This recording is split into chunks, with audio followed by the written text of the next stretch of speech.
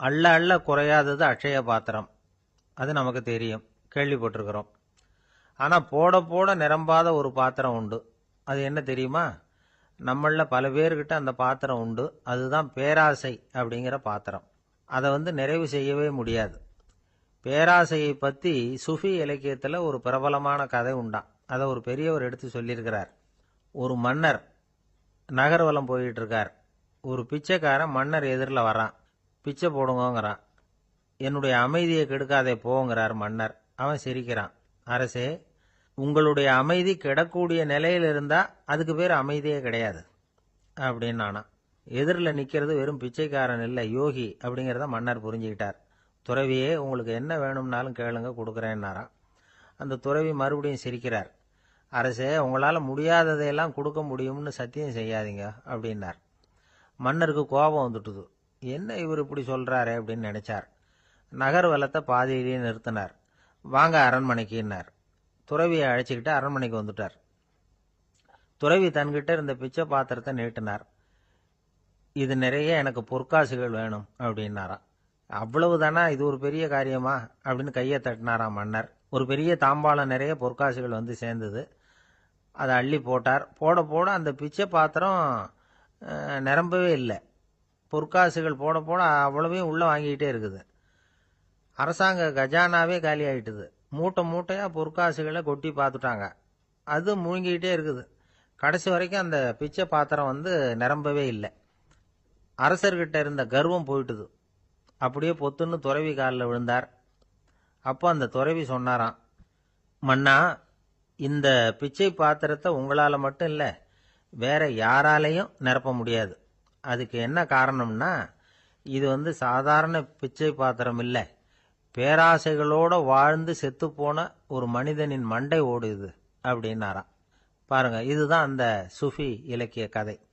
செத்த பிறகும் நிறைவு இல்லைன்னா அது எப்பேற்பட்ட பேராசையா இருக்கும்னு யோசிச்சு பார்த்துங்க.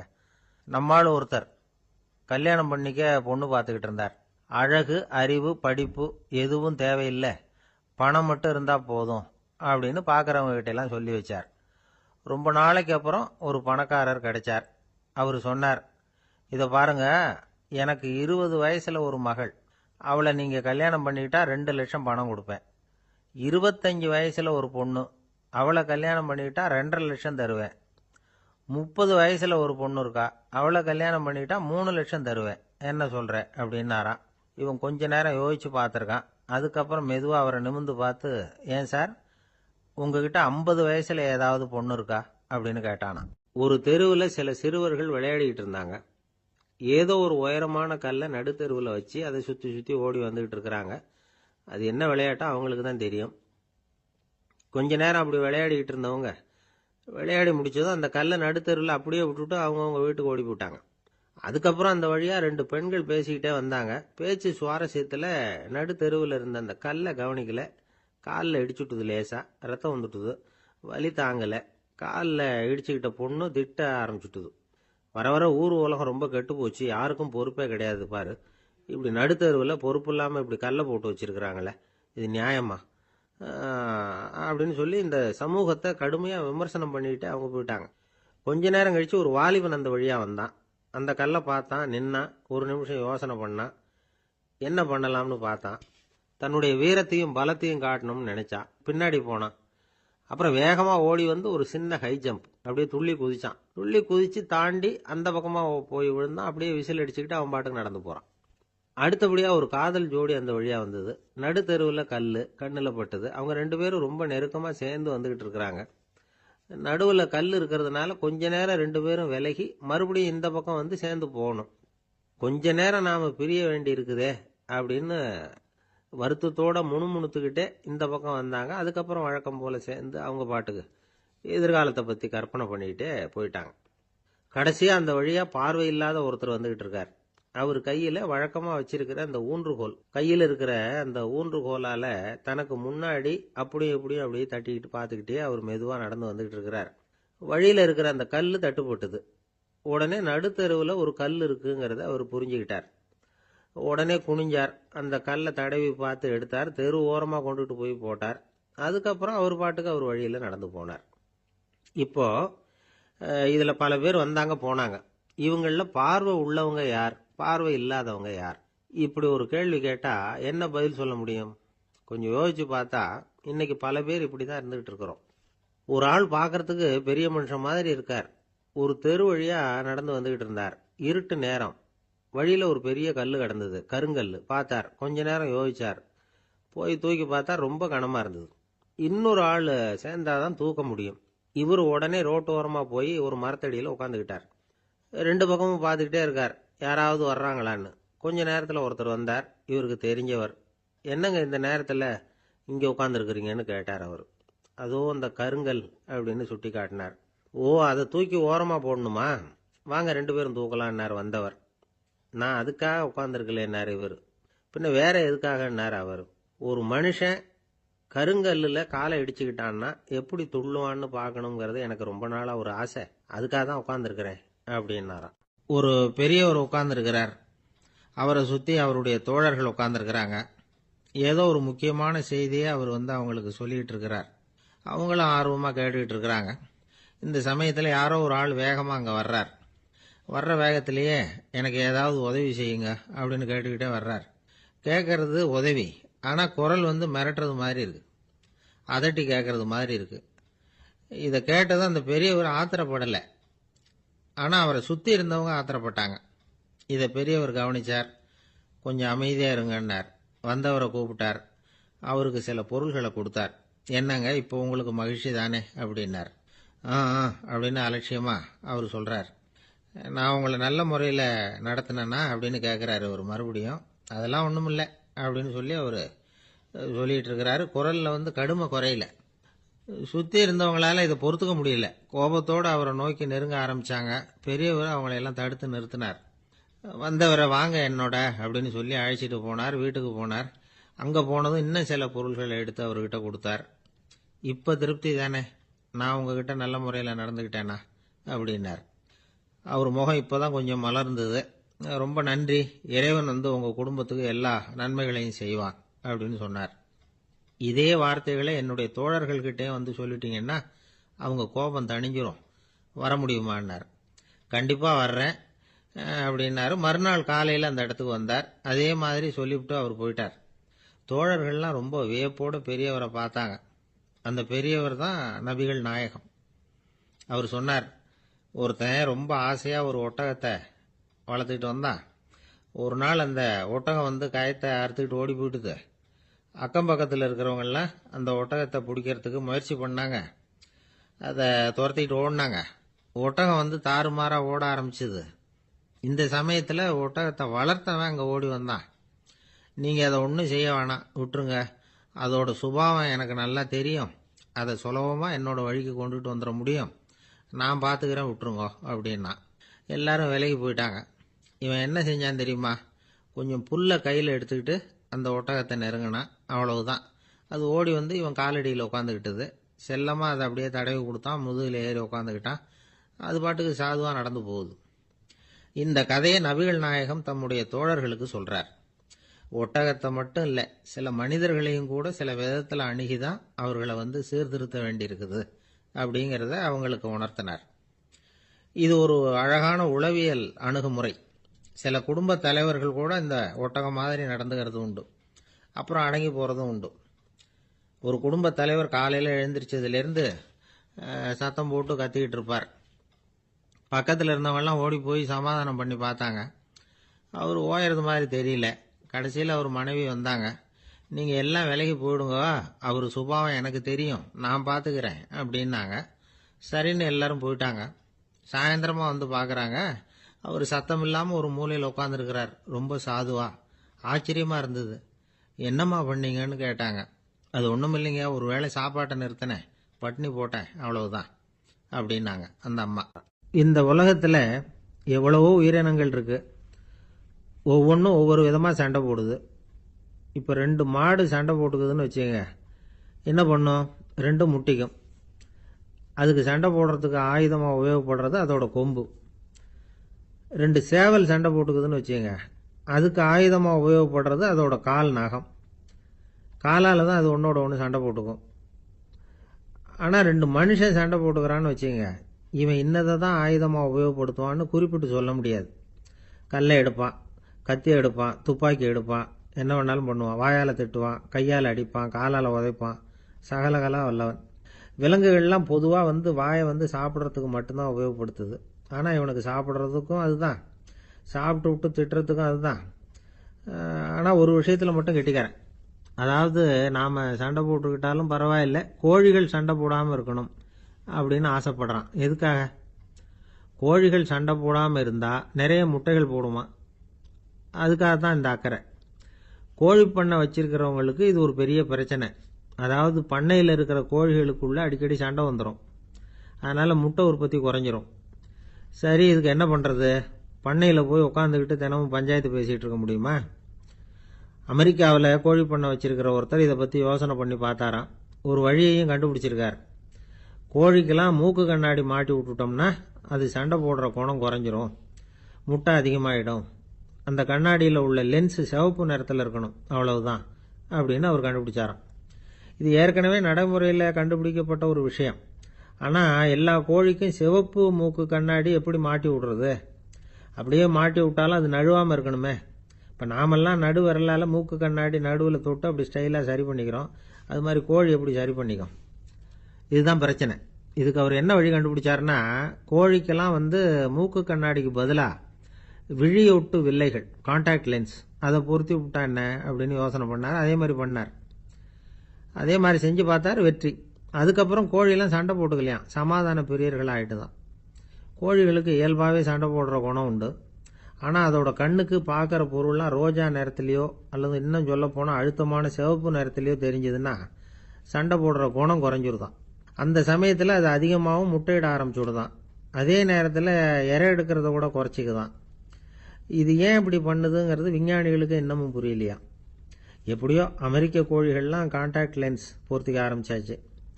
கோழி கழுத்தை பிடிச்சிக்கிட்டு ஒரு சில வினாடிகளில் அதை பொருத்தி விடுறாங்களாம். கோழியோட ஆயுள் பூரா அது அப்படியே இருக்குமா. பண்ணையில் முட்டை உற்பத்தி குறைஞ்சா இது மாதிரி விஞ்ஞானபூர்வமாக பரிகாரம் தேடுறது தான் நல்லது. நமக்கு வேண்டியப்பட்ட ஒருத்தர், அவர் ஒரு கோழி பண்ணை வச்சுருந்தார். அந்த பண்ணையில் பாதி கோழி திடீர்னு செத்து போச்சு. உடனே ஒரு கால்நடை மருத்துவர்கிட்ட போக வேண்டியது தானே. அங்கே போகல. உள்ளூரில் மந்திரம் பண்ணிகிட்டு இருந்த ஒரு சாமியார்கிட்ட போனார். அவர் காலில் விழுந்தார். சாமி, என் பண்ணையில் பாதி கோழி செத்து போட்டுதுன்னார். சாமியார் யோசனை பண்ணார். சரி, பண்ணையில் வாசப்படி கிழக்கு பக்கமாக வச்சிருக்கியா மேற்கு பக்கமாக வச்சிருக்கியான்னு கேட்டார். கிழக்கு பக்கமாக இருக்குன்னார் அவர். அதுதான் தப்பு, மேற்கு பக்கமாக அதை மாற்று, சரியாக போடும்னாராம். அதே போல் இவர் போய் மாற்றிவிட்டார். அப்பவும் பாதி செத்து போச்சு. மறுபடியும் சொன்னார், சாமி மறுபடியும் பாதி கோழி செத்து போட்டுதேன்னார். சரி, கூரை எப்படி போட்டிருக்க, ஓடு போட்டிருக்கியா இல்லை கீத்து போட்டிருக்கியான்னார். ஓடு போட்டிருக்கேன்னாராம் அவர். அதுதான் தப்பு, கீத்து போட்டுரு, சரியாக போடும்னாராம். சரின்னு போய் அதையும் மாற்றி பார்த்தார். மறுபடியும் போயிட்டுது, கோழி செத்து போச்சு. வந்தார். மறுபடியும் பாதி செத்து போச்சு சாமின்னு வந்தார். இவரும் யோசனையை மாற்றி மாற்றி சொல்லிகிட்டே இருக்கிறார். இப்படி அவரும் மாற்றி மாற்றி பார்த்தார். 6வது தடவையாக அவரை தேடிட்டு வந்தார். அந்த சமயத்தில் இவர் ரொம்ப தீவிரமாக யோசனை பண்ணி பார்த்துட்டு, அது சரிப்பா, நீயும் என்கிட்ட சளைக்காமல் வந்துக்கிட்டு இருக்கிற, நானும் யோசனை சொல்லிகிட்டு இருக்கேன். இப்பவும் உங்ககிட்ட சொல்கிறதுக்கு என்கிட்ட யோசனை நிறையா இருக்குது. ஆனால் சோதிக்கிறதுக்கு உங்ககிட்ட கோழி இல்லையே, என்ன பண்ணுறது அப்படின்னாராம் இவர். வங்க நாவலாசிரியர் சரத் சந்திரர் ஒரு நண்பர் அவர்கிட்ட வந்தார். வழக்கமா எல்லா எழுத்தாளர்கள்கிட்டையும் கேட்குற ஒரு கேள்வியை கேட்டார். நீங்க எழுத்துத்துறைக்கு வந்தது எப்படி? இதுதான் கேள்வி. அதை தெரிஞ்சு என்ன பிரயோஜனம்னார் சரத் சந்திரர். சும்மா சொல்லுங்களேன், தெரிஞ்சுக்கிறேன் அப்படின்னார் வந்தவர். சரி சொல்றேன்னு ஆரம்பிச்சார். நான் ரங்கூன்ல வேலை பார்த்துக்கிட்டு இருந்தேன். சம்பளம் பத்தல. வேலையும் பார்த்துக்கிட்டு ஒரு பலசரக்கு கடை வைக்கலாம்னு நினைச்சேன். என்னால் மளிகை கடை வச்சு சரியாக நடத்த முடியுமாங்கிற சந்தேகம் என் மனைவிக்கு. அதை சோதனை பண்ணி பார்க்கணுங்கிறதுக்காக சில பொருள்களின் அளவு, அதோட விலை, இப்படி சிலதை சொல்லி எல்லாத்தையும் மனக்கணக்காக கூட்டி போட சொன்னாங்க. என்னால் சரியாக கூட்டி சொல்ல முடியல. உங்களால் மளிகை கடை நடத்த முடியாதுன்னு சொல்லிவிட்டாங்க. உடனே என்ன பண்ணுறது, வேற வழி இல்லை, கதை எழுத ஆரம்பிச்சிட்டேன் அப்படின்னார். கேட்டவருக்கு சிரிப்பு வந்துட்டு தான். சரத் சந்திரர் ஒரு பக்கம் சீரியஸான நாவல்கள், சிறுகதைகள் எழுதியிருந்தாலும் அவருடைய இன்னொரு பக்கம் வேற விதம். நண்பர்கள் கிட்ட பேசும்பொழுதும் சரி, அவர்களுக்கு கடிதங்கள் எழுதும் போதும் சரி, கேலியும் கிண்டலும் நகைச்சுவை உணர்வும் அதிகமாக இருக்கும். காந்திஜி ஒரு சமயம் கல்கத்தாவுக்கு வந்திருந்தார். தேசபக்தர்கள் பல பேர் அவர்கிட்ட பேசிக்கிட்டு இருந்தாங்க. அப்போ சரத் சந்திரரும் அங்க இருந்தார். கிரண் சங்கர் ராய் அப்படிங்கிறவரும் அங்க இருந்தார். அவர் சொன்னாராம், காந்திஜியோட பழகிய முதல் வங்காளி நான் தான். போயர் யுத்த காலத்துல இவர் லண்டனுக்கு வந்திருந்தப்போ என்கிட்ட தான் வங்காள மொழி கத்துக்கிட்டார் அப்படின்னாராம். உடனே சரத் சந்திரர் காந்திஜியை பார்த்து, இவர் உங்களுக்கு வங்காள மொழி கத்து கொடுத்தது உண்மைதானா அப்படின்னாராம். ஆமான்னாராம் காந்தி. அதனால தான் உங்களால வங்காள மொழி கத்துக்க முடியல அப்படின்னாராம். எல்லாரும் சிரிச்சாங்களாம். சரத் சந்திரர் சாம்தாபேர் அப்படிங்கிற கிராமத்துல தங்கியிருந்தார். ஒரு இலக்கிய நிகழ்ச்சியில கலந்துக்கிறதுக்காக. அதுக்காக ஒரு கல்கத்தாவுக்கு போக வேண்டிய சூழ்நிலை. அதுக்காக புறப்பட்டார். அந்த சமயத்துல பின்னாடி இருந்து யாரோ அவரை கூப்பிட்டாங்க. இப்படி கூப்பிட்டவரை பார்த்து இன்னொருத்தர் யாரோ அதட்டி இருக்கிறாங்க. போகிறவரை ஏன் இப்படி கூப்பிடுறீங்க அப்படின்னு. ஏன் கூப்பிட்டா என்னன்னு கேட்டிருக்கார் சரத் சந்திரர். புறப்படுறவங்கள பின்னாடி இருந்து கூப்பிடுறது அபசகுனம், போற இடத்துல ஏதாவது ஆபத்து வரலாம் அப்படின்னு அதுக்கு விளக்கம் கொடுத்திருக்கிறார் அவர். உடனே சரத் சந்திரர் சொன்னாராம், இதோ இவங்க என்ன இலக்கிய கூட்டத்துக்கு அழைச்சிட்டு போறாங்களே, இதை விட வேற என்ன ஆபத்து வந்துட போகுது அப்படின்னாராம். இப்படி சரத் சந்திரருக்கு இயல்பாவே நகைச்சுவை உணர்வு உண்டு. அவருடைய நண்பர் ஒருத்தர் வீட்டுக்கு கூப்பிட்டு இருந்தார். அங்க ஒரு கச்சேரிக்கு ஏற்பாடு பண்ணியிருந்தாங்க. சரத் சந்திரருக்கு இயல்பாவே கச்சேரியில நீண்ட ஆலோசனையெல்லாம் கேட்கறதுக்கு பொறுமை இருக்காது.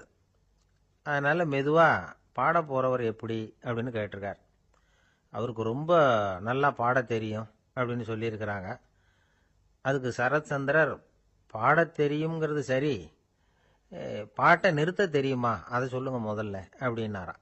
என்னுடைய நண்பர் ஒருத்தர் ஆழ்ந்த சிந்தனையில் இருந்தார். என்ன யோசனை பண்றீங்கன்னு கேட்டேன். தலைவர் ஆகணும்னு பார்க்குறேன், அதுதான் என்ன வழின்னு யோசிச்சுக்கிட்டு இருக்கேன்னார். நான் கூட அது மாதிரி யோசிச்சு பார்த்தேன். அதுக்கப்புறம் அந்த யோசனையை கை விட்டுட்டேன் அப்படின்னோம். ஏன்னு கேட்டார். அதுக்கான தகுதிகள் நமக்கு இல்லைங்கிறது புரியுது. அது நமக்கு புரியறத விட நம்ம விட மற்றவங்களுக்கு நல்லா புரிஞ்சு போச்சு. அதனால பேசாம கம்முன்னு இருந்துடுறது தான் நல்லது அப்படின்னோம். தலைவர் ஆகிறதுக்கு தகுதிகள் வேற உண்டோ அப்படின்னு கேட்டார். அவர் யதார்த்தமாக தான் கேட்குறார். நாங்கள் உடனே எங்ககிட்ட இருந்த ஒரு புஸ்தகத்தை எடுத்து அவர்கிட்ட கொடுத்தோம். படித்து பாருங்கன்னு. தலைவர் ஆகிறதுக்கு என்ன வழி அப்படிங்கிறத பற்றி அதில் போட்டிருக்கிறாங்க. முதல் வழி என்ன தெரியுமா? ஒரு 4 பேர் முன்னாடி இல்லைன்னா ஒரு கூட்டத்துக்கு முன்னாடி நீங்கள் பேச போறீங்க. அப்போ எப்படி ஆரம்பிக்கணும்னா, உண்மையான புகழ்ச்சி, நேர்மையான பாராட்டு, இதோடு ஆரம்பிக்கணும். எடுத்ததுமே அது சரியில்லை இது சரியில்லைன்னு பேசிகிட்டு இருக்கக்கூடாது. மக்களை பார்த்து நீங்கள் தான் தப்பு பண்ணிவிட்டீங்க அப்படின்னு நேரடியாக சொல்லக்கூடாது. தவறு இருந்தாலும் அதை மறைமுகமாக ஏதாவது கதை சொல்லி அதிலிருந்து அவங்க புரிஞ்சுக்கிற மாதிரி செய்யணும். அடுத்தவங்க பண்ண தப்பு என்னன்னு அலசறதுக்கு முன்னாடி நீங்கள் பண்ணின தப்பு என்னங்கிறத பற்றியே பேசுங்க. எதுக்கும் நேரடியாக உத்தரவு போட்டுக்கிட்டு இருக்கக்கூடாது.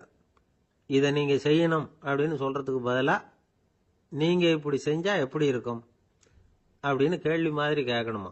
இப்படி கேட்டால் அது உத்தரவு மாதிரி தெரியாதான். அடுத்தவங்க மரியாதையை காப்பாற்றுறது மாதிரி பேசணுமா. உங்கள் பேச்சு இன்னொருத்தரை அவமானப்படுத்துறது மாதிரி இருக்கக்கூடாதான். ஏண்டா இவங்கிட்ட போய் மாட்டிக்கிட்டோம்னு யாரும் நினைச்சிடக்கூடாது. ஒவ்வொரு சின்ன வளர்ச்சியையும் பாராட்டணும். வெற்றி சாதாரணமாக இருந்தாலும் பாராட்டாமல் இருந்துடக்கூடாது. பாராட்டும் பொழுது தாராளமாக இருக்கணும். குறை சொல்லும் பொழுது கவனமாக இருக்கணும். வாய்க்கு வந்தபடி பேசிவிட்டா அதுக்கப்புறம் வகையாக மாட்டிக்கிட்டு முழிக்க வேண்டியிருக்கும். நீங்கள் பேசுறது இன்னொருத்தருக்கு ஒரு கௌரவத்தையும் மரியாதையும் உண்டு பண்ணுறது மாதிரி இருக்கணும். நீங்கள் பேசுறது அடுத்தவங்களுக்கு இருக்கிற கொஞ்ச நெஞ்ச மரியாதையும் எடுத்து விடுறது மாதிரி இருக்கக்கூடாது. உங்கள் பேச்சை கேட்டால் கேட்குறவங்களுக்கு ஒரு ஊக்கம் வரணும், உற்சாகம் வரணும். தவறு எதுவாக இருந்தாலும் அதை சுலபமாக திருத்திக்கலாம், சரி பண்ணிக்கலாங்கிறது மாதிரி இருக்கணும் உங்கள் பேச்சு. அடுத்தவங்களை சந்தோஷப்படுத்துங்க. உங்கள் யோசனையை கேட்டு நடந்துக்கிறதுனால அந்த சந்தோஷம் அவங்களுக்கு கிடைக்கணும். இந்த தகுதியெல்லாம் உங்ககிட்ட இருந்தால் நீங்கள் ஒரு சிறந்த தலைவராகலாம் அப்படின்னு அந்த புஸ்தகத்தில் போட்டிருக்குது. இந்த காலத்தில் தலைவர் ஆகிறதுக்கு வேற சில தகுதிகள்லாம் கூட தேவைப்படுது. ஒரு புள்ள தன்னுடைய அப்பா கிட்ட, அப்பா உன்ன மாதிரியே நானும் அரசியலில் சேரணும், தலைவர் ஆகணும்னு ஆசைப்படுறேன், இன்னையிலேருந்து எனக்கு அரசியல் பாடம் கற்றுக் கொடு அப்படின்னு கேட்டிருக்கான். அவரும் சரின்னு சொல்லிவிட்டு ஒரு பெரிய ஏணியை எடுத்துகிட்டு வந்தாராம். ஒரு செவுத்துல சாத்தினார். இந்த ஏணியில் ஏறி உயர போய் அங்கே பரன் மேலே இருக்கிற ஒரு புத்தகத்தை எடுத்துகிட்டு வாடான் இருக்கார். மகனை பார்த்து, அப்பா ஏணி ரொம்ப உயரமாக இருக்குது, நீ ஜாக்கிரதையாக இதை பிடிச்சிக்கோ, நான் ஏறி போகிறேன் அப்படின்னு நான் பையன். பயப்படாத, நான் பார்த்துக்கிறேன்னாரு அப்பா. பையன் ஏணியில் ஏறினா உச்சிக்கு போனதும் அப்பா கையை எடுத்துட்டார். ஏணி அப்படியே சரிஞ்சுட்டுது. பையன் பொத்துன்னு கீழே விழுந்துட்டான். இடுப்பு பிடிச்சிக்கிட்டு எழுந்திரிச்சான். என்னப்பா இது, இப்படி என்னை ஏற விட்டுட்டு கையை விட்டுட்டியே, இப்படி கை விடலாமா அப்படின்னு கத்தியிருக்கான். அப்பா நிதானமாக சொன்னாராம், அவசரப்படாதப்பா, அரசியலில் இதுதான் முதல் பாடம், பெத்த அப்பனா இருந்தாலும் அவனை நம்பாதே அப்படின்னு உபதேசம் பண்ண ஆரம்பிச்சாராம். ஒருத்தர் இருக்கார், நல்ல உத்தியோகத்தில் தான் இருக்கிறார். ஆனால் எப்போ பார்த்தாலும் முகத்தை வெறுப்பாக வச்சிருப்பார். அப்படியே வருவார் போவார். ஏன் சார் இப்படி இருக்கிறீங்க அப்படின்னு விசாரித்தோம். ஏன்டா இந்த வேலைக்கு வந்தோம்னு இருக்கு சார் அப்படின்னார். உங்கள் வேலை உங்களுக்கு பிடிக்கலையா அப்படின்னு கேட்டோம். இல்லைன்னார். இப்படிப்பட்டவங்க வெற்றிகரமான வாழ்க்கை வாழ முடியாது. இது நிபுணர்கள் கருத்து. வேலையை நேசிக்க தெரிந்தவர்கள் வெற்றி பெறுவார்கள் அப்படிங்கிறாங்க அவங்க. எந்த துறையாக இருந்தாலும் சரி, அந்த துறையில் வெற்றிகரமாக இருக்கிறவங்கள விசாரித்து பாருங்கள். எனக்கு என்னுடைய வேலை ரொம்ப பிடிக்கும் அப்படின்னு சொல்கிறவங்களா தான் இருப்பாங்க. அப்படி இருந்தால் தான் அது வெற்றிகரமாக இருக்க முடியுது அவங்களால.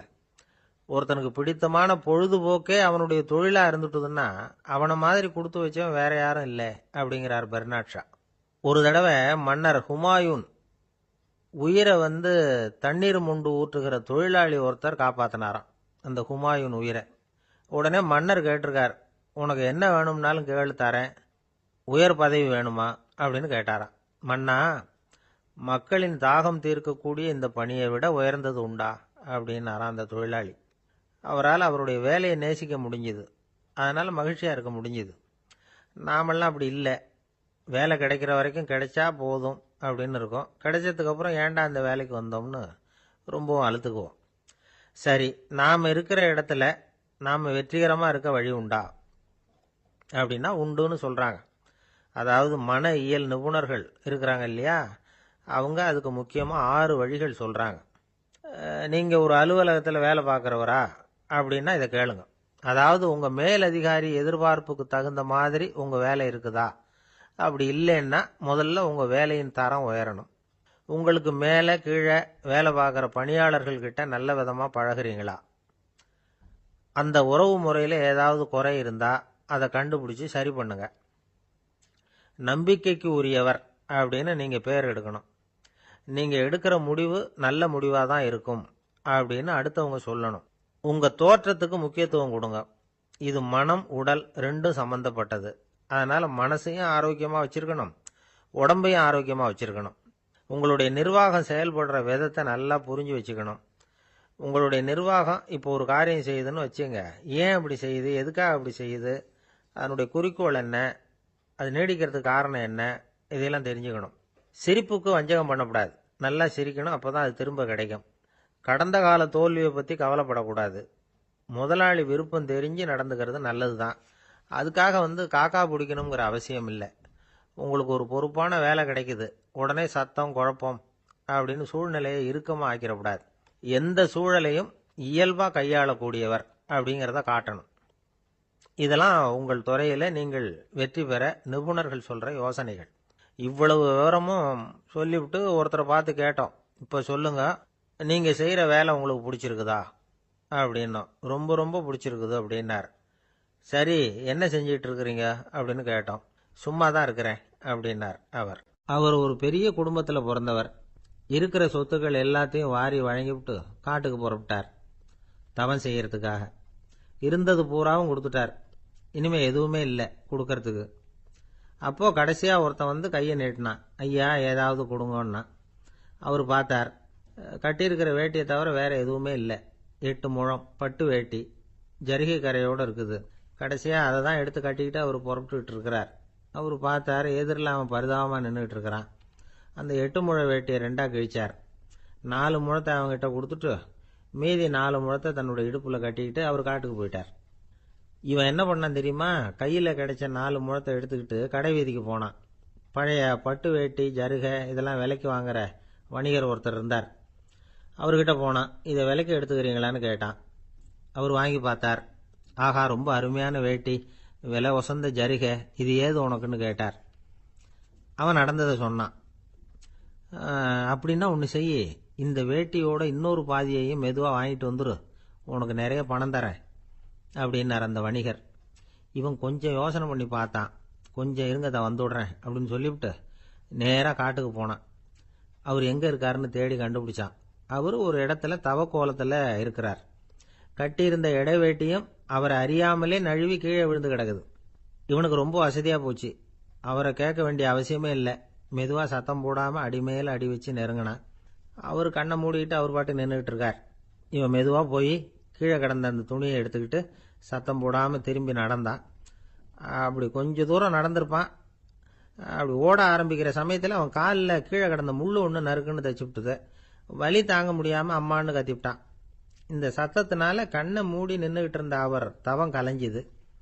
மெதுவாக கண்ணை திறந்து பார்க்கறார். தன் இடையில இருந்த வேட்டி அவன் கையில் இருக்கு. இப்போ அவர் நினைக்கிறாராம், இந்த வேட்டி மேலே நான் வச்ச ஆசை அல்லவா அவனை திருடன் ஆக்கிவிட்டுது அப்படின்னு நினைச்சாராம். இது எப்பேற்பட்ட மனநிலைங்கிறத கொஞ்சம் யோசிச்சு பாருங்க. தான் ஒரு பொருள் மேல வைத்த பற்று இன்னொரு மனிதன் திருடனா ஆகிறதுக்கு காரணம் ஆயிட்டுதே அப்படின்னு நினைக்கிறார். அப்படி நினைச்ச அவர் யார் தெரியுமா? அவர் தான் மகாவீரர். இழந்துட்டேங்கிறியே, நீ என்னத்தை கொண்டு வந்த இங்க இழக்கிறதுக்கு? நீ என்னத்தை உண்டாக்குன இது அழிஞ்சுட்டுதுன்னு சொல்றதுக்கு? இது அவருடைய சிந்தனை. இன்னைக்கு நம்ம சிந்தனையெல்லாம் வேற மாதிரி இருக்குது. ஒருத்தன் நடுத்தெருவில் உட்காந்து அழுதுகிட்டு இருந்தான். அந்த வழியா வந்தவர் கேட்டார், ஏன்ப்பா அழற அப்படின்னு கேட்டார். 5 ரூபா சார், இந்த இடத்துல விழுந்துட்டுது, ரொம்ப நேரமா தேடுறேன், கிடைக்காது போல இருக்கு அப்படின்னா. எப்போ தொலைஞ்சுது அப்படின்னு கேட்டார். அது எனக்கு தெரியாது சார், பணத்தை தொலைச்சவன் தேடி பார்த்துட்டு போயிட்டான், நான் அவனுக்கு பின்னாடி தேட வந்தவன் அப்படின்னு சொல்லிவிட்டு மறுபடியும் தேட ஆரம்பிச்சானா. அமெரிக்க ஜனாதிபதி ஆப்ரஹாம் லிங்கன் ஒரு நாள் தன்னோட கோச்சு வண்டியில தலைநகரான வாஷிங்டனுக்கு போயிட்டு இருக்கிறார். கோச்சு வண்டி ஒரு சாலையில போயிட்டு இருக்கு. அந்த சாலைக்கு ஒரு பக்கத்துல பயங்கரமான சதுப்பு நிலம். சதுப்பு நிலம்னா அது புதைகுழி, புதை மணல்ங்கிறோம்ல, அது மாதிரி. அந்த சதுப்பு நிலத்துல யாராவது மாட்டிக்கிட்டா அவ்வளவுதான், ஆளை கொஞ்சம் கொஞ்சமா உள்ள அமுக்கிவிடும். தப்பிச்சு கரையேறது கஷ்டம். அப்படிப்பட்ட நிலம் அது. ஆப்ரஹாம் லிங்கன் ஏதோ ஒரு முக்கியமான அரசாங்க வேலையா போயிட்டு திரும்பி வந்துகிட்டு இருக்கிறார். அதனால அந்த சமயத்துல அவர் விலை உசந்த ஆடைகளை அணிஞ்சிருக்கிறார். அப்படி அவர் அந்த கோச்சு வண்டியில வந்துகிட்டு இருக்கிறாரு. அந்த சமயத்துல ஒரு காட்சி அவர் கண்ணுல பட்டுட்டுது. என்ன தெரியுமா? ரோட்டுக்கு பக்கத்துல இருந்த சதுப்பு நிலத்துல ஒரு இளம் பன்றிக்குட்டி சிக்கிக்கிட்டு தவிச்சுக்கிட்டு இருக்குது. பரிதாபமா கத்திக்கிட்டு இருக்குது. அதை பார்த்தார் லிங்கன். அவருக்கு என்ன மாதிரி ஆயிட்டுது. உடனே வண்டியை நிறுத்த சொன்னார். கீழே இறங்கினார். தன்னோட விலை உசந்த ஆடைகளை பத்தி லட்சியம் பண்ணவே இல்லை. தனக்கே ஆபத்து வரலாம்ங்கிறத பத்தியும் கவலைப்படல. தான் ஒரு குடியரசுத் தலைவருங்கிறத பத்தியும் அவர் நினைச்சு பார்க்கல. நேரம் அந்த சதுப்பு நிலம் பக்கமா போனாரு. அந்த சேத்துல இறங்கி பன்றிக்குட்டியை காப்பாத்தி கரைக்கு கொண்டுட்டு வந்து சேர்த்துட்டார். அதுக்கப்புறம் நிம்மதியா கோச்சு வண்டியில ஏறி வெள்ள மாளிகைக்கு வந்து சேர்ந்தார். ட்ரெஸ், உடம்பு பூரா சேரு சகதி. பார்க்குறவங்களுக்கெல்லாம் ஆச்சரியமா போச்சு. அவங்களுக்கு ஒன்றும் புரியல. இவர் நேரா ட்ரெஸ்ஸு மாற்றிக்கிறதுக்காக போனார். கோச்சு வண்டி ஓட்டிகிட்டு வந்தவன் கிட்ட போய் எல்லாரும் கேட்டாங்க, என்ன ஆச்சு அப்படின்னு. அவர் வர்ற வழியில் நடந்த விவரத்தை சொன்னார். ஆப்ரஹாம் லிங்கனுடைய இந்த இறக்க குணத்தை எல்லாரும் பாராட்டினாங்களாம், புகழ்ந்தாங்களாம். ஆனால் இதுக்கு லிங்கன் என்ன பதில் சொன்னார் தெரியுமா? தயவு பண்ணி இந்த புகழ்ச்சியான பேச்சையெல்லாம் ஒதுக்குங்க, அதெல்லாம் வேணாம். அந்த சின்ன பிராணி சகதியில் மாட்டிக்கிட்டு துடிச்சிக்கிட்டு இருந்தது, அதை பார்த்தேன். உடனே என்னுடைய இதயத்தில் ஒரு முள்ளு தைச்சது மாதிரி ஒரு உணர்வு. அந்த முள்ளை பிடுங்கி எறிஞ்சேன், அவ்வளவுதான். உண்மையில் அந்த பிராணிக்கு நான் உதவினேங்கிறத விட எனக்கு ஏற்பட்ட இன்னலை போக்கிட்டேன் அப்படிங்கிறது தான் உண்மை. அதுதான் பொருத்தம். அப்படி இருக்கிறப்போ இதில் புகழறதுக்கு என்ன இருக்குது அப்படின்னாராம் ஆப்ரஹாம் லிங்கன். எவ்வளவு யதார்த்தமான வார்த்தைகள் பாருங்க. இந்த காலத்தில் நம்மளையும் பல பேர் அப்படி உண்டு. நீச்சல் தெரியாத ஒரு ஆள் தண்ணியில் இறங்கிட்டான். தண்ணி ஆழம்ங்கிறது அப்புறமா தான் தெரிஞ்சுது. தத்தளிக்க ஆரம்பிச்சுட்டான். வாழ்னு கத்துறான். கரையில் நின்றுட்டு இருந்த ஒருத்தர் இதை பார்த்தார். உடனே அவருக்கு இதயத்தில் முள்ளு தைச்சது மாதிரி ஒரு உணர்வு. உடனே குபீர்னு தண்ணியில் பாஞ்சார். அவரை காப்பாற்றி கரைக்கு கொண்டுட்டு வந்து சேர்த்தார்.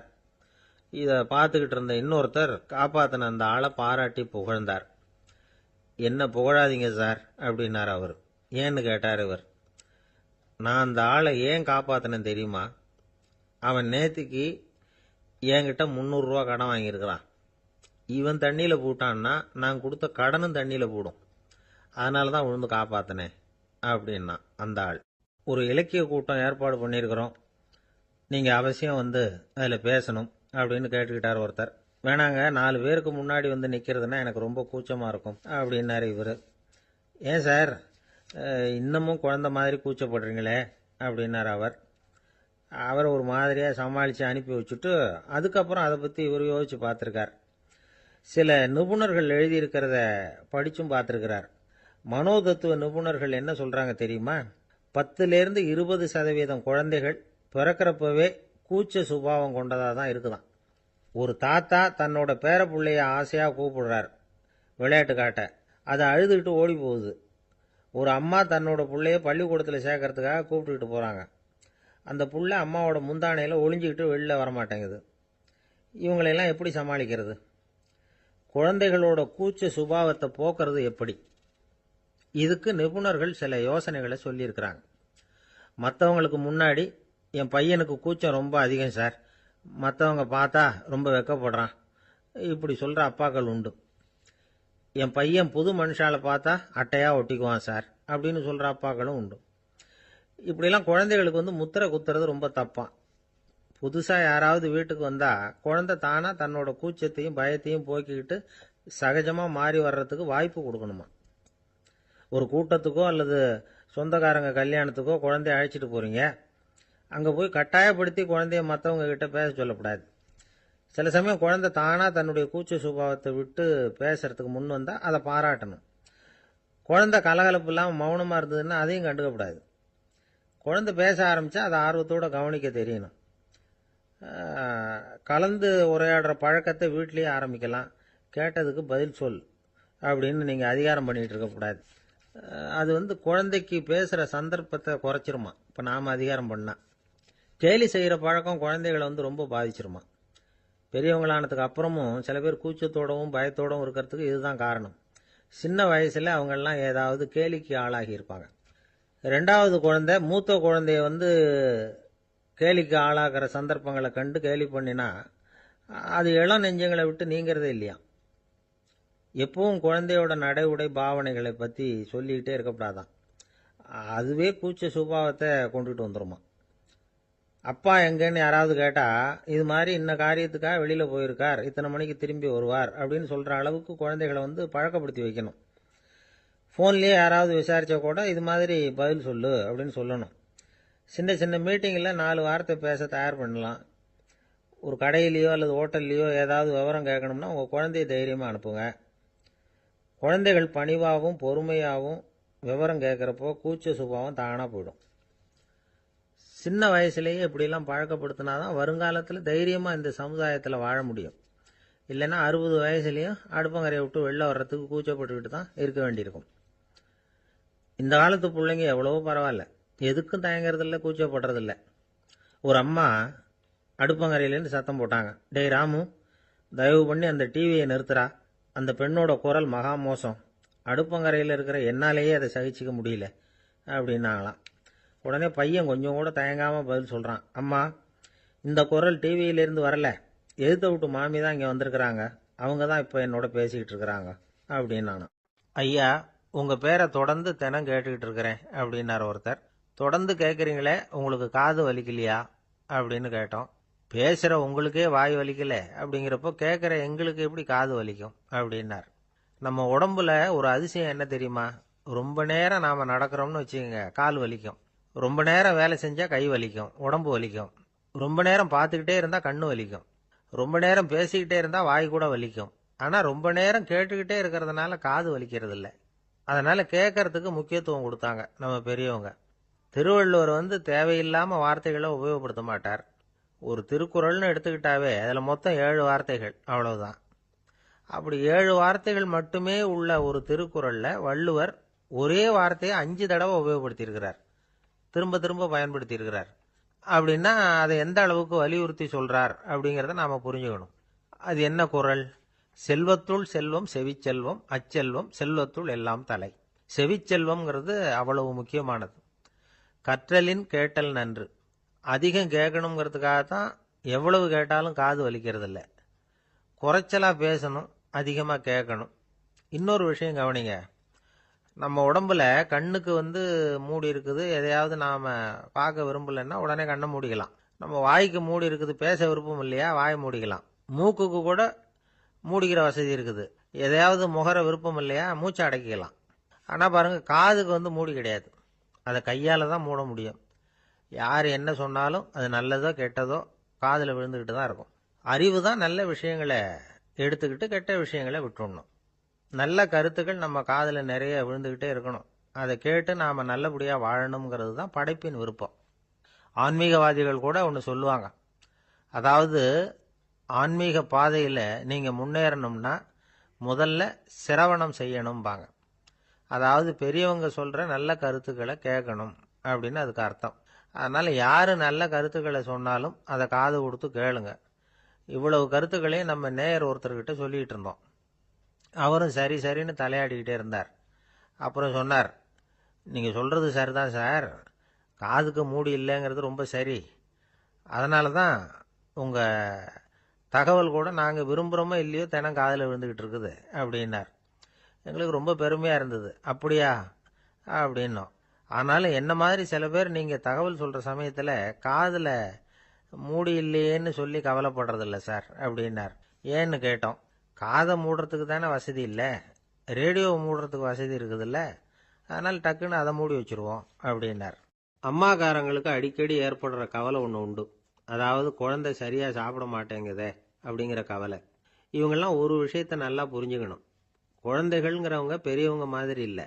அவங்க கடிகாரத்தில் மணியை பார்த்துட்டு சாப்பிட்றதுக்கு உட்கார்ற ரகம் கிடையாது. பசிச்சா சாப்பிடுவாங்க, இல்லைன்னா விளையாடுவாங்க அல்லது தூங்குவாங்க. அது புரியாமல் அவங்கள கட்டாயப்படுத்தி அல்லது மிரட்டி சாப்பிட வைக்கிறது ரொம்ப தப்பு. ஒரு 8 மாத குழந்தைக்கு 3 மணி நேரத்துக்கு ஒரு தடவை பசிக்கும். அந்த நேரம் பார்த்து சாப்பாடு கொடுத்தா அடம் பண்ணாமல் அது பாட்டுக்கு சாப்பிட்றோம். அதே குழந்தைக்கு 1 வயசு ஆகிறப்போ 4 மணி நேரத்துக்கு ஒரு தடவை பசிக்கும். இந்த வயசில் இயற்கையாகவே பசி குறைஞ்சிருக்கும். அது புரியாமல் என் குழந்தை முன்னாடி மாதிரி இப்போ சரியாக சாப்பிட மாட்டேங்கிறான் அப்படின்னு சில பேர் டாக்டர்கிட்ட போய் சொல்லிக்கிட்டு இருப்பாங்க. இன்னொரு விஷயம், ஒரு குழந்தைக்கு வயசு அதிகமாகிற வேகத்துக்கு உடம்பு எடையும் அதிகமாகிக்கிட்டே போகாது.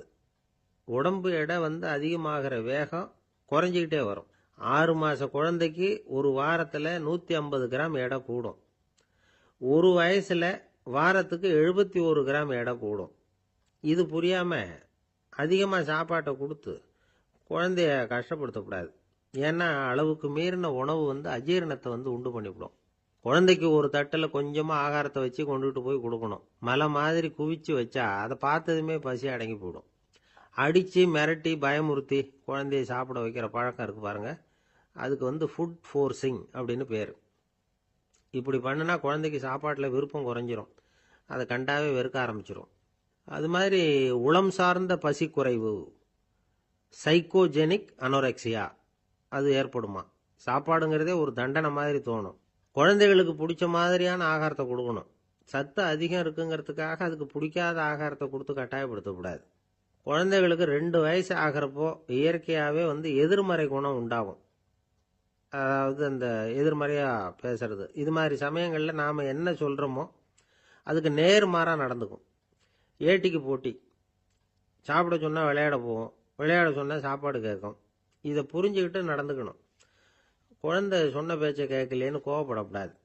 குழந்தை வளர வளர பிடிவாத குணம் வர்றது சகஜம். கேட்டதை வாங்கி கொடுத்தாதான் சாப்பிடுவேன் அப்படின்னு பிடிவாதம் பண்ணும். வாங்கி கொடுத்துடுறது தான் உத்தமம். நீங்களும் அதுக்கிட்ட பிடிவாதம் பண்ணிகிட்டு இருக்கக்கூடாது. ஏன்னா கேட்டது கிடைக்கலையேங்கிற ஏமாற்றம் கூட குழந்தையோட பசியை குறைச்சிரும். கேட்டது கிடைச்சிட்டா பசி அதிகமாகும், கொடுத்ததை மலமலன்னு சாப்பிட்றோம். குழந்தைகளுக்கு கண்ட கண்ட நேரத்தில் சாப்பிட்றதுக்கு எதையாவது வாங்கி கொடுத்துக்கிட்டு இருந்தால் சாப்பாட்டு நேரத்தில் சாப்பிடாம அடம் பண்ண ஆரம்பிச்சிடும். பள்ளிக்கூடம் போகிற பிள்ளைங்க காலை உணவை சரியாக சாப்பிட மாட்டாங்க.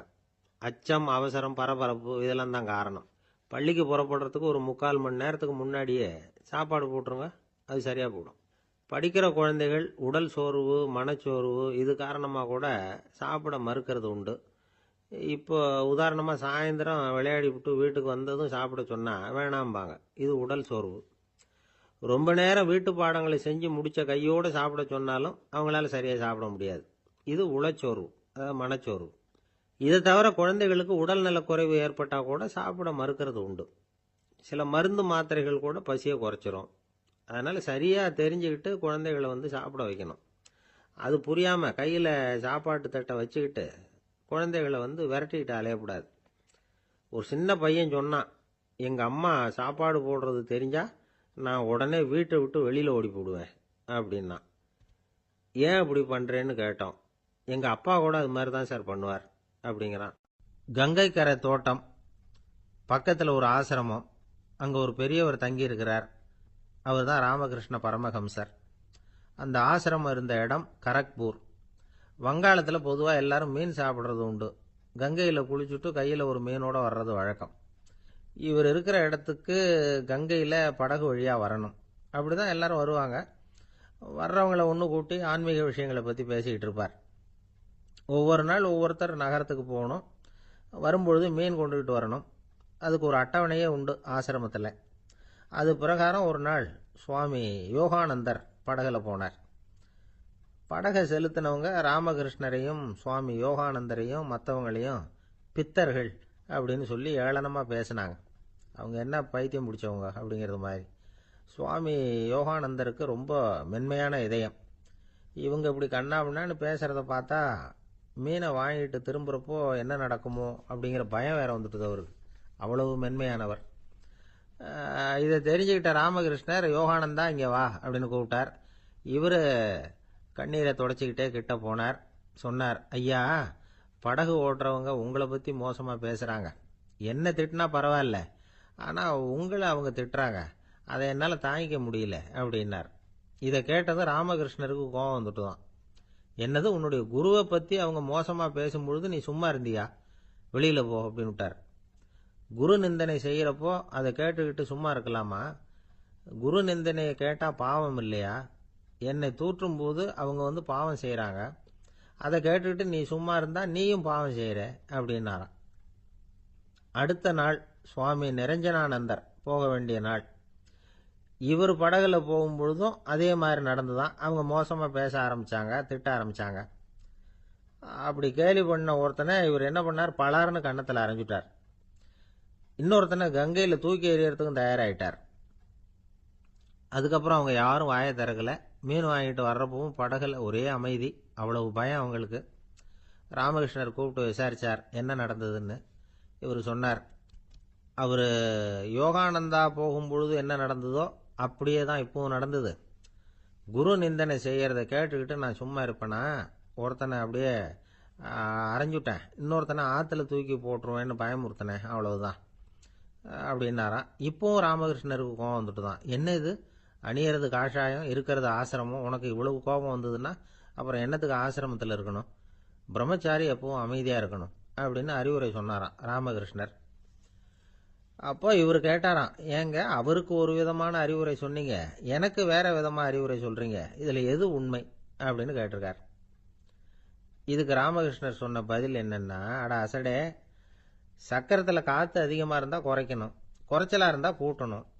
அவன் சாது, அவனுக்கு அதிக உணர்ச்சி தேவை, உனக்கு படபடப்பு அதிகம், உனக்கு பொறுமை தேவை அப்படின்னாராம். இதில் உள்ள கருத்து என்னன்னா, கல்விங்கிறது எப்படின்னா அதை சூழ்நிலைக்கு தகுந்த மாதிரி கற்பிக்கணும். எல்லாருக்கும் ஒரே மாதிரி கற்பிக்கக்கூடாது. கேட்குறவர் தகுதி, புரிஞ்சுக்கிற திறமை, இதை பொறுத்து கல்வி அமையணும். ஆரம்ப காலத்தில் ஒரு குரு, அப்போ ஒரு சீடன் இருந்தான். அது வேடிக்கையான குரு, வேடிக்கையான சீடன். ஒரு ஆசிரமம். ஒரு நாள் ஒருத்தன் அவசரமாக அந்த குருவை தேடி வந்திருக்கிறான். என்ன விஷயம்னு விசாரித்தார் குரு. உங்கள் சீடர் என்னை அடிச்சுட்டார் அப்படின்னு புகார் பண்ணானா அந்த ஆள். குரு சீடனை கூப்பிட்டார். அடிச்சியா இந்த ஆளை அப்படின்னு கேட்டாராம். ஆமான் இருக்கான் சீடன். ஏன் அடிச்சே அப்படின்னு கேட்டாராம். இந்த ஆள் உங்களை பற்றி மட்டமாக பேசிவிட்டான், என்னால் அதை தாங்கிக்க முடியல, அதனால தான் அடிச்சுட்டேன்றான். அப்படி என்ன பேசினா அப்படின்னு கேட்டாராம். உன்னுடைய குருநாதர் இப்போல்லாம் அர்த்தமில்லாமல் பேச ஆரம்பிச்சுட்டார் அப்படின்னு சொல்லிவிட்டான், அதனால தான் அடிச்சுட்டேன் அப்படின்னானா. அதுக்காக அடிச்சே அப்படின்னாராம். நான் அதுக்காக அடிக்கல குருவே, இப்பெல்லாம் நீங்கள் அர்த்தம் இல்லாமல் பேசுறதாக அவன் சொல்கிறான், அப்படின்னா இதுவரைக்கும் நீங்கள் அர்த்தத்தோடு பேசினதாகத்தானே அர்த்தம், அது தப்பு தானே, அதனால தான் அடித்தேன் அப்படின்னானா. பந்திக்கு முந்தர ஆசாமிகள் நம்மள பல பேர் உண்டு. அப்படி முந்தறதுக்கு கூட முயற்சி பண்ணுறவங்க நிறைய பேர் இருக்கிறாங்க. இதில் என்ன ஒரு விஷயம்னா, பந்திக்கு முந்துறது கூட தப்பு இல்லை. ஆனால் அப்படி ஒரு விருந்தில் ஆளாக போய் உட்காந்து சாப்பிட்டா கூட வெளியில் வர்றப்ப என்ன பெரிய விருந்து வச்சுட்டான், சாம்பாரில் உப்பு இல்லை, ரசத்தில் காரம் இல்லை அப்படின்னு குறை சொல்லிகிட்டே வர்றது இருக்கு பாருங்க, அது சரியில்லை, நாகரிகமும் இல்லை. கல்யாண பத்திரிகையில் என்ன போட்டிருக்குது, என் பொண்ணுக்கும் இன்னார் பையனுக்கும் கல்யாணம், எல்லாரும் குடும்பத்தோடு வந்திருந்து மணமக்களை வந்து ஆசீர்வதிக்கணும், இப்படி தானே போட்டிருக்கோம். குடும்பத்தோடு வந்து விருந்து சாப்பிட்டு சாப்பாடு எப்படி இருக்குன்னு அபிப்பிராயம் சொல்லிவிட்டு போங்க அப்படின்னா போட்டிருக்கு கல்யாண பத்திரிகையில். ஒருத்தர் வீட்டு விசேஷத்துக்கு போயிருக்கோம்னா எவ்வளவோ அசௌகரியங்கள் நமக்கு ஏற்படலாம். ஏராளமான கூட்டம் வந்திருக்கும். எல்லாரையும் அவங்க வந்து தனித்தனியாக கவனிச்சிக்கிட்டு இருக்க முடியாது. நாம தான் அனுசரித்து நடந்துக்கணும். நாமளாக போய் வாழ்த்த வேண்டியவங்களை வாழ்த்தி விட்டு வந்து சேரணும். அதை விட்டுட்டு பத்திரிக்கை கொடுத்தானேன்னு போனேன், கவனிப்பே சரியில்லை அப்படின்னு புலம்பிக்கிட்டு இருக்கக்கூடாது. ஒரு விருந்துக்கு போனால் அங்கே எப்படி நடந்துக்கணும் அப்படிங்கிறத பற்றி கூட அனுபவசாலிகள் சில விவரங்கள்லாம் சொல்லியிருக்கிறாங்க. இந்த காலத்தில் கல்யாணம், பிறந்த நாள், அது இதுன்னு நிறைய விருந்துகள் நடக்குது. அதெல்லாம் எதுக்காக? மனித உறவுகளை வளர்த்துக்கிறதுக்காக தான், வேற எதுக்கு? ஒரு விருந்துக்கு போனால் அமைதியாக பொறுமையாக போய் உட்காரணும். அடித்து பிடிச்சிக்கிட்டு இடத்த பிடிக்க போகிறேன் அப்படின்னு நிற்கக்கூடாது. முதல் பந்தி நடந்துக்கிட்டு இருந்தால் அது முடிஞ்சு இலை எடுத்து சுத்தம் பண்ணதுக்கு அப்புறம் போய் உட்கார்றது தான் நாகரீகம். இலை எடுக்கிறதுக்கு முன்னாடியே அங்கே போய் உட்காந்தா நல்லா இருக்காது. நீங்கள் சாப்பிட்டுட்டு உட்காந்துருக்கீங்களா, சாப்பிட்றதுக்கு உட்காந்துருக்கீங்களா, பார்க்குறவங்களுக்கு சந்தேகம் வந்துடும். அதே மாதிரி இலையில எல்லா ஐட்டமும் பரிமாறினதுக்கு அப்புறம் சாப்பிட ஆரம்பிக்கணும். ஒவ்வொரு ஐட்டமாக வைக்க வைக்க நாம் பாட்டுக்கு எடுத்து உள்ளே தள்ளிகிட்டே இருந்தோம்னா எதை வச்சோம் எதை வைக்கலன்னு பரிமாறினவரே குழம்பி போயிடுவார். ஏன்னா எப்போ பார்த்தாலும் இலை காலியாகவே இருக்கும். சாப்பிட்றப்போ உங்கள் சாப்பாட்டையே நீங்கள் கவனிக்கணும். அடுத்தவங்க இலையில என்ன இருக்குது, பக்கத்தில் இருக்கிறவர் எதை அதிகமாக சாப்பிட்றார், இதெல்லாம் நமக்கு என்னத்துக்கு? எல்லாரும் சாப்பிட்டு முடிக்கிற வரைக்கும் பொறுமையாக இருக்கிறது தான் நல்லது. நீங்கள் மட்டும் திடீர்னு பாதியில் எழுந்திரிச்சு பக்கத்தில் இருக்கிறவங்களுக்கு சங்கடமாக இருக்குமேங்கிறதெல்லாம் யோசிக்காமல் நீங்கள் பாட்டு எழுந்திரிச்சு போகக்கூடாது. பக்கத்தில் உள்ளவங்க உங்களை எழுந்திரிக்க சொன்னால் எழுந்திரிச்சு போகலாம். விருந்துகளில் சாப்பாட்டை வீணாக்கிறதே ஒரு நாகரிகமாக போட்டுது. இந்த காலத்தில் சாப்பாட்டுக்கே கஷ்டப்பட்டுக்கிட்டு பல பேர் இந்த உலகத்தில் இருக்கிறப்போ சாப்பாட்டை வீணாக்கிறது எவ்வளோ பெரிய மோசங்கிறத நினச்சி பார்க்கணும். வேணுங்கிற அளவுக்கு கேட்டு வாங்கி சாப்பிட்றது தான் முறை. விருந்தில் இந்த பஃபே அப்படின்னு சொல்லி ஒரு முறை சொல்கிறாங்கல்ல, அதாவது உணவு வகைகளையெல்லாம் பொதுவாக ஒரு இடத்துல வச்சுடுறது, நமக்கு தேவையானதை நாமே எடுத்து ஒரு தட்டில் போட்டுக்கிட்டு சாப்பிட வேண்டியது. இதில் கூட சில பேர் தேவைக்கு அதிகமாக எடுத்து போட்டுக்கிட்டு வீணாக்குறாங்க. சில சமயம் வந்து கடைசியாக சாப்பிட போகிறவங்களுக்கு எல்லா ஐட்டமும் கிடைக்காம போகலாம். அதை போய் பெருசு பண்ணிகிட்டு இருக்கக்கூடாது. என்ன சார், இந்த அளவுக்கு கூடவா நாகரிகம் தெரியாமல் இருக்கிறோம், இதை போய் பெருசாக சொல்ல வந்துட்டீங்களே அப்படின்னு நினைக்கலாம். ஒருத்தர் 2 பேருக்கு இந்த விவரம் தேவைப்படலாம். அவங்க காதலையும் இது விழட்டுமேங்கிறதுக்காக தான் இது. ஒரு பெரிய கல்யாண விருந்து நடந்துக்கிட்டு இருந்தது. விருந்து மண்டபத்து வாசலில் ஒருத்தர் நின்றுக்கிட்டு வர்றவங்களையெல்லாம் ரொம்ப மரியாதையாக வணங்கி உள்ளே அனுப்பி வச்சுக்கிட்டு இருந்தார். எப்படி தெரியுமா? வர்றவங்க கையெல்லாம் பிடிச்சி முத்தம் கொடுத்து அதுக்கப்புறம் உள்ளே அனுப்பி வச்சுக்கிட்டு இருந்தாராம். கூட்டம்லாம் முடிஞ்சதுக்கப்புறம் அவர்கிட்ட போய் கேட்டிருக்கிறாங்க, சார், நானும் எவ்வளவோ விருந்துகளுக்கு போயிருக்கிறேன், இருந்தாலும் இவ்வளவு மரியாதையாக வர்றவங்க கைக்கெல்லாம் முத்தம் கொடுத்து வரவேற்கிறத இங்கே தான் பார்க்குறேன் அப்படின்னு சொன்னாங்க. அதுக்கு அவர் சொன்னார், அட போங்க சார், நான் முத்தம் கொடுக்கல, முந்தின பந்திக்கு வந்து சாப்பிட்டவங்களே அடுத்த பந்திக்கும் வர்றாங்களான்னு மோந்து பார்த்து அனுப்பி வச்சுக்கிட்டு இருந்தேன் அப்படின்னார். ஒருத்தர் ரொம்ப அவசரமாக போய்கிட்டு இருந்தார். எங்கே சார் போகிறீங்கன்னு கேட்டோம். எனக்கு வேண்டியப்பட்ட ஒருத்தருக்கு குழந்தை பிறந்திருக்கிறதாக செய்தி வந்திருக்கு, அதுதான் ஆஸ்பத்திரிக்கு போயிட்டுருக்கேன், பார்த்துட்டு வரலாம்னு அப்படின்னார். அப்படின்னா கொஞ்சம் இப்படி உட்காருங்க அப்படின்னோம். சில விவரமெல்லாம் சொல்கிறேன் கேட்டுக்கிட்டு போங்க அப்படின்னோம். உட்காந்தார். அப்புறம் சொல்ல ஆரம்பித்தோம். புதுசாக பிறந்திருக்கிற ஒரு குழந்தைய பார்க்க போகிறதுன்னா அது சாதாரண விஷயம் இல்லை. அதில் ரொம்பவும் கவனமாக நடந்துக்கணும். புது குழந்தைக்கு நோய் சுலபமாக தொற்றும். முக்கியமாக காற்று மூலமாக பரவுகிற நோய்கள் சுலபமாக வந்துடும். அதனால் நமக்கு உடம்பு சரியில்லைன்னா குழந்தைய விட்டு கொஞ்சம் தள்ளியே இருக்கிறது தான் நல்லது. பெரியவங்களை பொறுத்த வரைக்கும் சாதாரணமாக உள்ள ஒரு கிருமி கூட குழந்தைய பொறுத்த வரைக்கும் ரொம்ப மோசமான ஒரு கிருமியாக இருக்கும். சில வெளிநாடுகளில் எப்படி தெரியுமா, பிறந்த குழந்தை தூங்கிக்கிட்டு இருக்கிற ஒரு ரூமுக்கு போகணும்னா போகிறவங்க வந்து முகமூடி போட்டுக்கணும், காலணிகளை மாற்றிக்கணும், அவ்வளவு சுத்தமாக உள்ளே போய் பார்த்துட்டு வரணும். பொதுவாக சில ஆஸ்பத்திரிகளில் பார்த்தீங்கன்னா பார்வையாளர்கள் நேரத்தில் விசிட்டிங் ஹவர்ஸ் தாயை விட்டு குழந்தைய தனியாக பிரித்து வச்சுருவாங்க. எதுக்குன்னு நினைக்கிறீங்க? அந்த நேரம் பல பேர் வருவாங்க போவாங்க, அவங்க கை கால் சுத்தமாக இருக்காது, சுத்தமில்லாத கைகள் மூலமாக கிருமிகள் பரவும். சுத்தமில்லாத கைன்னா மண்ணு தூசி படிஞ்சிருக்கிற கை மட்டும் தான் அர்த்தம் இல்லை. சாலையில் கையை வீசிக்கிட்டு நடந்து வர்றீங்க, குழந்தைய பொறுத்த வரைக்கும் அது கூட சுத்தமில்லாத கை தான். தாயை தவிர மற்றவங்க குழந்தைய தூக்காமல் பார்த்துக்கிறது நல்லது. தாய் கூட அளவோட கொஞ்சிறதோட நிறுத்திக்கணும். புதுசாக ஒரு குழந்தைய பெற்றிருக்கிற பொண்ணுக்கிட்ட மற்ற தாய்மார்கள் ஏதாவது சொல்லிக்கிட்டே இருப்பாங்க. குழந்தைய அப்படி வளர்க்கணும் இப்படி வளர்க்கணும் அப்படின்னு ஏதாவது அட்வைஸ் பண்ணிக்கிட்டே இருப்பாங்க. இப்படி ஓவராக அறிவுரை பண்ணுறது அந்த பொண்ணை குழப்பி விட்டுரும். அதனால் அப்படிலாம் பண்ணக்கூடாது. அந்த பெண்ணே ஏதாவது கேட்டால் கூட டாக்டர் சொல்ல வேண்டிய விவரங்களை எல்லாம் நாமே சொல்லிகிட்டு இருக்கக்கூடாது. புதுசாக பிறந்திருக்கிற குழந்தைய மட்டும்தான் இப்படி பார்க்கணும்னு இல்லை. ஒரு நோயாளி குழந்தைய பார்க்க போகிறதுனா கூட ரொம்ப எச்சரிக்கையாக தான் நடந்துக்கணும்.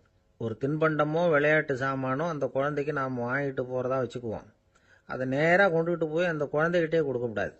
அதோட அப்பா அம்மா கிட்ட ரகசியமாக கொடுக்கலாம். அவங்க முடிவு பண்ணட்டும் குழந்தைகிட்ட அதை கொடுக்கலாமா வேண்டாமாங்கிறத. அவங்களுக்கு தான் தெரியும் அதோட மனசும் உடம்பும்.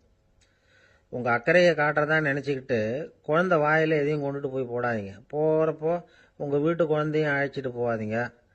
இது நோயை வாங்கிட்டு வந்துடும், அல்லது புதுசாக ஒரு நோயை அதுகிட்ட கொடுத்துட்டு வந்துடும். என்னதான் உங்களுக்கு பழக்கமான குழந்தையா இருந்தால் கூட அதுக்கு விருப்பம் இல்லைன்னா பேசக்கூடாது.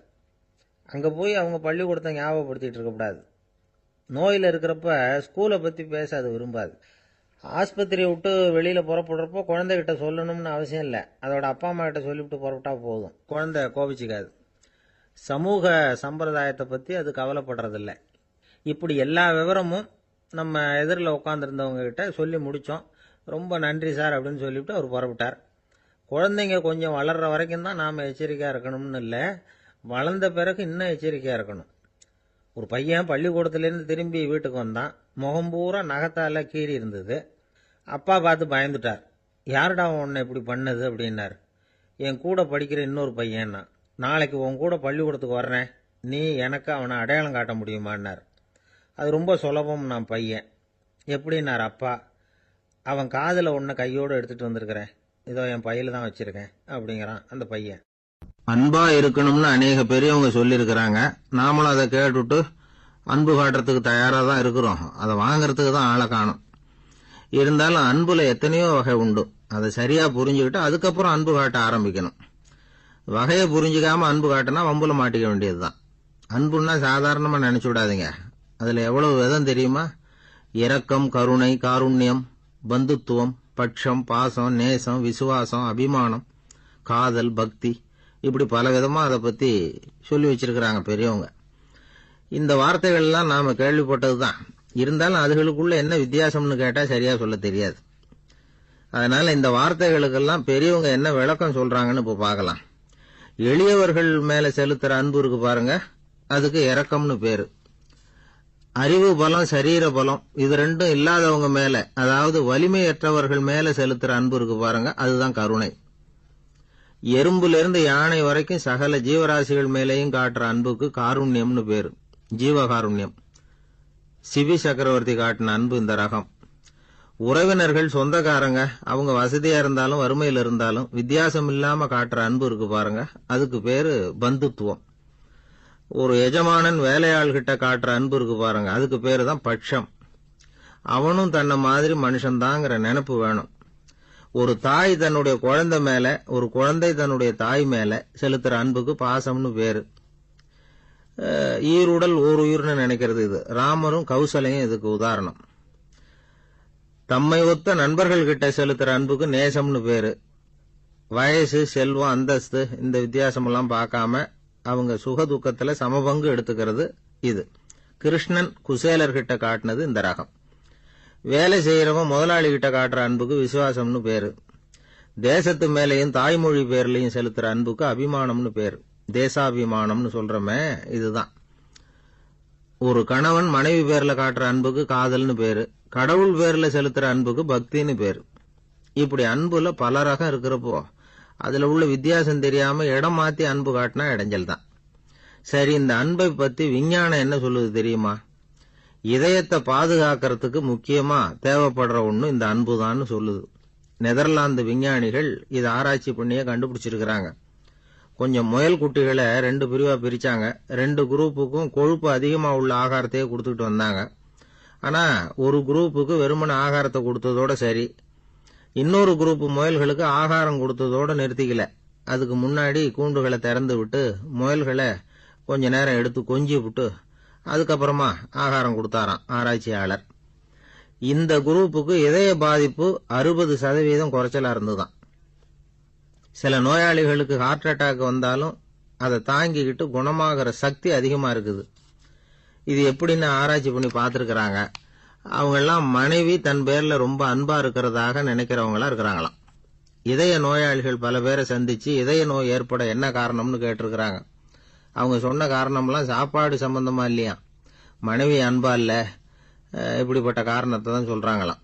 அதனால இதயத்தை பாதுகாக்கணும்னு நினைக்கிறவங்க அடுத்தவங்க அன்பா இருக்கிறது மாதிரி பாத்துக்குங்க, அதுதான் முக்கியம்.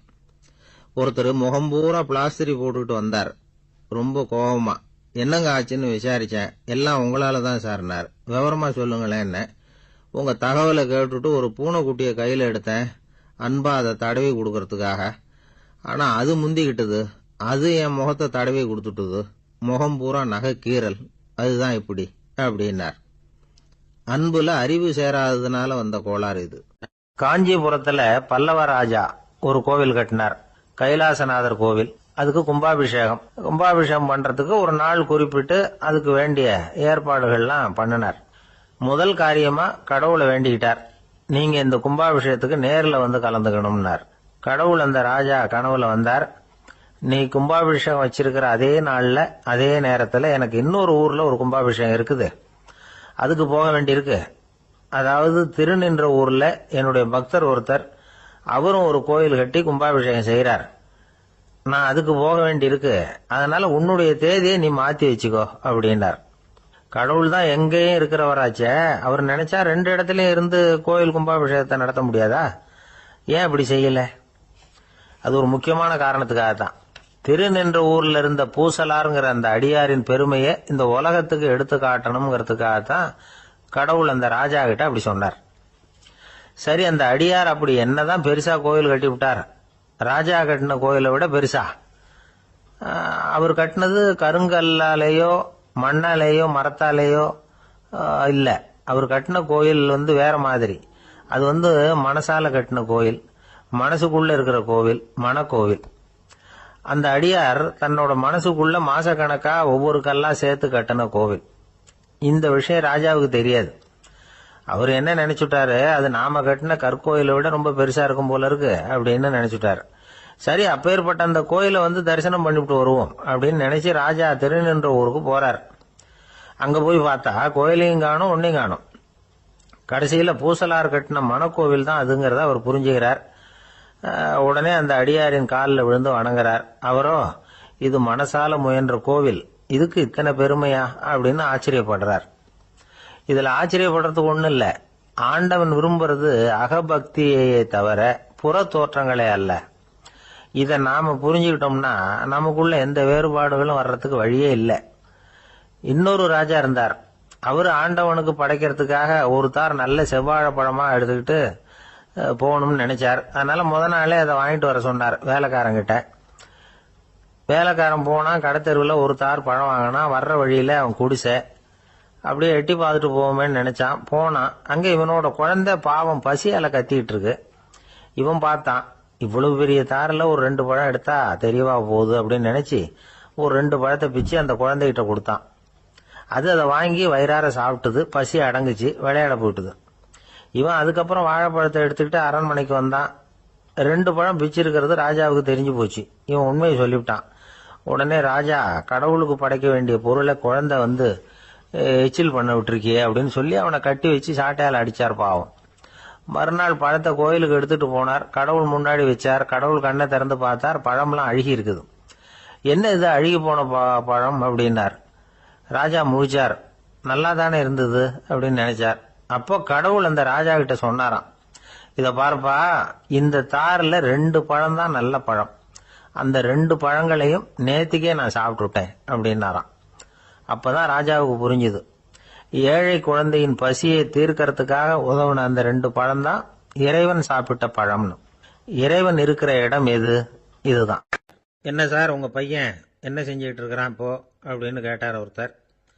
அடிக்கடி கண்ணாடி முன்னாடி நின்று அழகு பார்த்துக்கிட்டு இருக்கிறான் சார் அப்படின்னாரு அப்பா. இளம் பருவம் இப்படிதான் இருக்கும், அதையெல்லாம் சாதாரணமாக நினைச்சுடாதீங்க அப்படின்னாரு அவரு. என்ன சார் சொல்றீங்க, கண்ணாடி முன்னாடி நின்றுக்கிட்டு நேரத்தை வீணாக்கிக்கிட்டு இருக்கான், அதை ஒரு பெரிய விஷயமா நான் நினைக்கணுமா அப்படின்னாரு இவர். இளம் பருவத்தில் இளைஞர்களுக்கும் சின்ன பொண்ணுங்களுக்கும் அடிக்கடி கண்ணாடியில் பார்க்கணும்னு தோணும். அது வெறுமனே அழகு பார்க்கறது மட்டும் இல்லை, அவங்க தங்களையே தேடி கண்டுபிடிக்கிற ஒரு முயற்சி அது. இது ஒரு மனோதத்துவ விளைவு. இது வரைக்கும் சின்ன பிள்ளையா இருந்துட்டோம், இனிமேல் நாமளும் மற்றவங்க மாதிரி மனிதர்கள் தான் அப்படிங்கிற உணர்வு அவங்களுக்கு வருது. தங்களோட முகம் எப்படி இருக்குது, அழகு எப்படி இருக்குது, உடம்பு நேரம் எப்படி இருக்குது, முடி எப்படி இருக்குது அப்படிங்கிறதையெல்லாம் கண்டுபிடிக்கிறாங்க. அதுக்கப்புறம் இன்னொரு ஆணோ பொண்ணோ தன்னை கவனிக்கணும் அப்படின்னு நினைக்கிறாங்க. இதெல்லாம் மனோதத்துவ உண்மைகள், இதெல்லாம் இயற்கை. இதை பார்த்துட்டு பெற்றவங்க பிள்ளைங்க கெட்டு போட்டாங்க அப்படின்னு நினைக்கக்கூடாது, அவங்கள திட்டிக்கிட்டே இருக்கக்கூடாது. இன்னைக்கு பல குடும்பங்களில் இதுதான் நடந்துகிட்டு இருக்குது. மனுஷ வாழ்க்கையிலேயே இப்படியும் இல்லாத அப்படியும் இல்லாத ஒரு பருவம் இளம் பருவம். 13லேருந்து 19 வயசுக்கு உட்பட்ட ஆண்கள் பெண்கள் இந்த வகையை சேர்ந்தவங்க, டீனேஜ் குரூப். இவங்கள சின்னவங்கன்னு நினைச்சிட முடியாது, பெரியவங்கன்னு நினைச்சிட முடியாது. இவங்க ரொம்ப சென்சிட்டிவ். சமூகம் நினைச்சா இவங்களை நல்லவங்களாகவும் ஆக்கலாம், கெட்டவங்களாகவும் ஆக்கலாம். கொஞ்சம் அக்கறை எடுத்துக்கிட்டா பெரிய பெரிய மேதைகளையும் விஞ்ஞானிகளையும் உருவாக்கலாம். ஆனால் நடக்கிறது என்ன தெரியுமா, அநேகமாக இவங்களை யாருமே சரியாக புரிஞ்சுக்கிறது இல்லை, இவங்களை சரியாக நடத்துறதும் இல்லை. இது வரைக்கும் நாம் சொல்கிறத கேட்டுக்கிட்டு இருந்தான், இப்பெல்லாம் அவன் இஷ்டத்துக்கு நடக்க ஆரம்பிச்சுட்டான் அப்படின்னு வருத்தப்படுற பெற்றோர்கள் அதிகம். இது வருத்தப்படுற விஷயம் இல்லை, சந்தோஷப்பட வேண்டிய விஷயம். உங்கள் புள்ள சொந்தமாக யோசிக்க ஆரம்பிக்கிறதும் நடந்துக்க ஆரம்பிக்கிறதும் ஒரு தப்பான விஷயமா? அவன் கடைசி வரைக்கும் உங்கள் பேச்சையே கேட்டுக்கிட்டு இருக்கணுங்கிறது என்ன நியாயம்? இன்னைக்கு இளைஞர்களை பெரியவங்க தப்பாக புரிஞ்சுக்கிட்டு தவறாக நடத்துறதுனால தான் அவங்களுக்கு வெறுப்பு, எரிச்சல், மனக்கசப்பு எல்லாம் உண்டாகுது. பெற்றவங்க சரியாக மதிக்கிறது இல்லை அப்படிங்கிற ஒரே காரணத்தினாலேயே வீணா போகிற பிள்ளைங்க இன்னைக்கு அதிகம். சரி, பெற்றவங்களுக்கு இன்னைக்கு என்னதான் புத்தி சொல்ல வர்றீங்க அப்படின்னு கேட்குறீங்களா? நாம எதையும் சொல்ல வரல, ஆனால் அது சம்பந்தமான சில நிபுணர்கள் சொல்லியிருக்கிறத உங்க காதில் போட்டு வைக்கலாம். அது என்னன்னா, பிள்ளைங்க கிட்ட அன்பு செலுத்துங்க. குழந்தையா இருந்தப்போ எவ்வளவு பாசமா இருந்தீங்க, வளர வளர அதை ஏன் குறைச்சிக்கிறீங்க? பெற்றவங்களின் அன்பான வார்த்தைகளுக்கு ஏங்குறவங்க தான் இன்றைய இளைஞர்கள். அவங்க எதை சொன்னாலும் அதை அக்கறையா காது கொடுத்து கேளுங்க, அலட்சியப்படுத்தாதீங்க. அவங்க விரும்புறது உங்ககிட்ட இருந்து ஒரு மதிப்பு, மரியாதை, அங்கீகாரம், இவ்வளவுதான். அவங்க அவங்களாவே முடிவுகள் எடுக்கட்டும், அதுக்கு நீங்க உதவியா இருங்க, அது போதும். மற்றவங்க முன்னாடி, முக்கியமா அவங்க நண்பர்கள் முன்னாடி அவங்கள பத்தி மட்டமா பேசாதீங்க. அவங்க கிட்ட பொய் சொல்லக்கூடாது. நீங்க சொன்னது பொய்ன்னு தெரிஞ்சு போச்சுன்னா உங்க பேர்ல அவங்களுக்கு இருக்கிற மதிப்பு போயிடும், நம்பிக்கை போயிடும். அவங்களுக்கு முன்னாடி நீங்க சண்டை போடக்கூடாது. உங்க பிள்ளைய எப்பவும் இன்னொரு பிள்ளையோட ஒப்பிட்டு பேசுற வேலையே வேணாம். கூட பிறந்த மற்றவங்களோட கூட ஒப்பிடக்கூடாது. இப்படி செஞ்சா அவன் உங்ககிட்டயும் பிரியமா இருக்க மாட்டான், அவங்ககிட்டயும் பிரியமா இருக்க மாட்டான். புள்ள எங்க போறான், என்ன பண்றான் அப்படின்னுலாம் துப்பறிஞ்சிக்கிட்டு இருக்கக்கூடாது. இளைஞர்கள் தனிமையை விரும்புறவங்க. அவங்கள பெட்டியில வச்சு மூடி பாதுகாக்கணும்னு நினைக்கக்கூடாது. அவங்கள எப்படி பாதுகாக்கிறது அப்படிங்கிறது அவங்களுக்கே தெரியும்.